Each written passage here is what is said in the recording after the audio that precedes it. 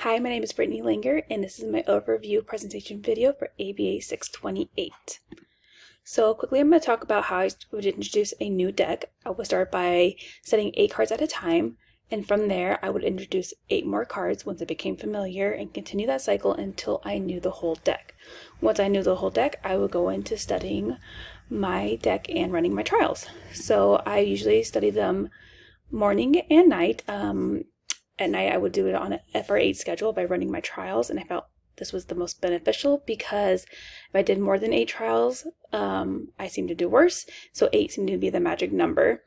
I'd spend about 20 minutes every night going over my trials and just studying my deck. Halfway through the course, I implemented a new schedule by studying 5 minutes in the morning and just looking over my terms and becoming more familiar because I wanted to achieve a goal of getting an acceleration of 20.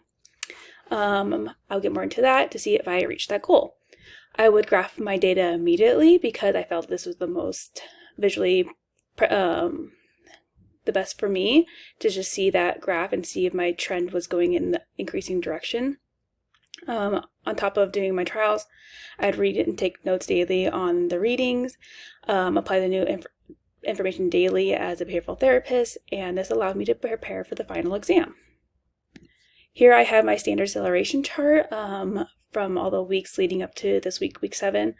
You can see my trend line going in an increasing direction when I would implement a new deck, and this shows that I had low variability. I had my trend line going in an increasing direction.